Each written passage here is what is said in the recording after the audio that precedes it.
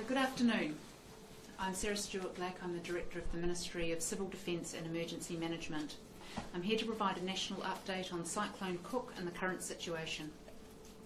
I'm joined by Chris Noble from the Met Service, who will give you a weather update, and Chris Young from the New Zealand Transport Agency, who will give you an update on the road conditions and travel advice.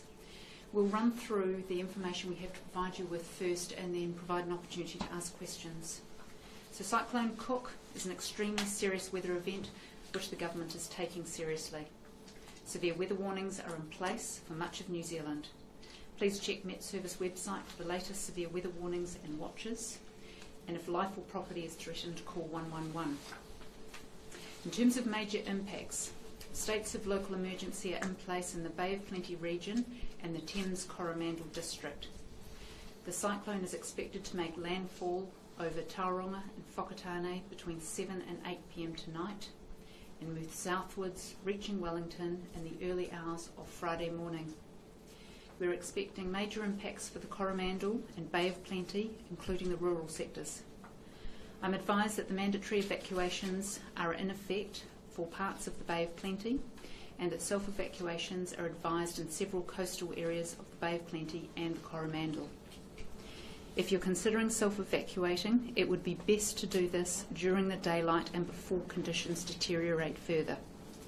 People need to be ready to change their Easter travel plans if necessary, and to put safety first no matter what. Please don't take any chances. If you do need to travel, keep up to date with the latest road and weather conditions, allowing extra time for your journey and being prepared for challenging driving conditions, including debris on the road and possible detours and road closures. Don't drive or walk through floodwaters. As there may be impacts on local roads and services, check your local council or civil defence website and Facebook for local updates. Also check NZ Transport Agency's website for the latest highway information. Flights are affected in a number of areas, so please check with your airline. Be ready to act. Flood and flash floods can happen quickly. If you see rising water, don't wait for an official warning to move. If you're feeling unsafe, don't wait for an official alert to act. Heed the natural warnings and self-evacuate if you need to. People in coastal communities are advised to consider moving inland and prepare your property for high winds by securing or moving indoors all items that could get blown about.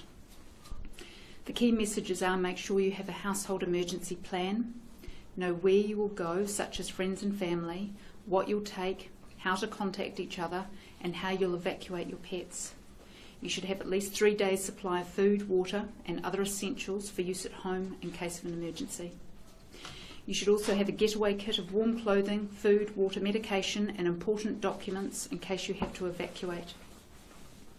The government is taking this weather event seriously and is actively preparing to assist local communities. The National Crisis Management Centre and National Security System are activated.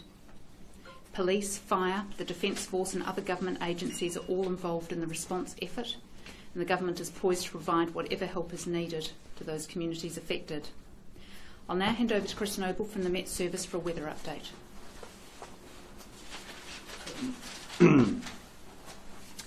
A short time ago, Cyclone Cook was east of Coromandel Peninsula, moving south in towards the Bay of Plenty. It's on track to make landfall over the Bay of Plenty in the next 2 to 3 hours, as Sarah mentioned, between 7 and 8 o'clock tonight. The cyclone is preceded by heavy rain. We've seen that affecting Coromandel down through the Bay of Plenty, but also parts of southeastern Auckland and through the Waikato. It's also preceded by strong winds, especially in coastal parts of Bay of Plenty, and dangerous seas there. As we go through the evening and the cyclone moves south, the heavy rain that's been affecting the northeast of the North Island will gradually ease over the next 4 to 5 hours. The wind will also ease, and as the system moves south, those dangerous seas will calm as well. Looking ahead, as we track the cyclone south overnight, we're expecting that to move through the central North Island down to the Wellington area overnight, and then continue on southwards offshore from the South Island. As it moves south, we're still expecting a period of heavy rain to accompany the system and some strong winds, particularly through the central, southern and eastern parts of the North Island. The gusts are likely to reach around 140 kilometres per hour, and we've got wind warnings out for many regions in the North Island. As it moves south, we're also looking for a period of heavy rain to spread down, reaching the Kaikoura area during the overnight period and through into tomorrow morning. After this, conditions will ease progressively during Friday as the system moves off to the south. I'll hand over to Chris. Chris Young from Transport. Thank you. Currently there are 5 sections of State Highway that are closed across the Bay of Plenty, the Coromandel and North Waikato. A number of other sections of highway are also partially closed and are currently operating at a single lane, so customers may experience delays and should plan their travel ahead accordingly. And we do recommend that everybody checks the Transport Agency website before they leave for the latest information on the location of closures. In Auckland itself, the motorway network is fully open, as is the Auckland Harbour Bridge, and we expect it to remain that way. There are a number of closures though on the local network, so traffic is of course pretty heavy. On the motorway network, probably no heavier in fact than a normal peak, and in fact for our holiday weekend we're probably seeing less traffic on some of the holiday hotspots than we normally would expect.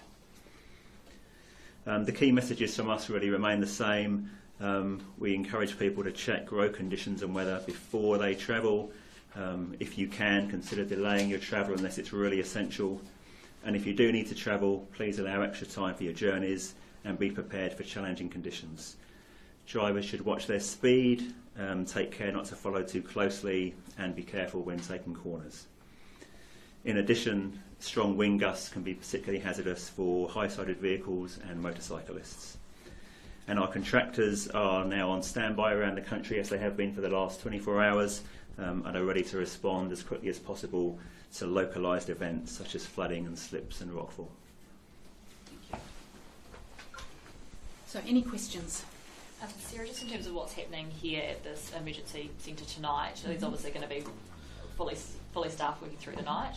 That's correct, yes. And how many staff members will you have on working down here? I think we're just working that through at the moment. So we've been staffed down here since last week when the weather event on the back of Tropical Cyclone Debbie kicked off. So we haven't stood down since then. So it'll be full staffing overnight in order to maintain that connection with the regional civil defence emergency management groups that are being impacted by this weather system. Sarah, do you know how many homes have been forcibly evacuated in the Hopi area or elsewhere? I don't have those figures, but the local controller will. If you can make contact there, we can provide those details for you. Is that message about having evacuation plans, food, water, is that for the all of the areas that are in the path, or just those ones potentially being hit seriously up north? I think that's a message for all New Zealanders facing the severe weather event, that actually we need to make sure that if the cyclone changes path, that in fact people are prepared in case the situation deteriorates. But I think particularly in the affected areas we know right now that's going to be critical. Does it seem like we've dodged a bullet in the sense that it's missed Auckland?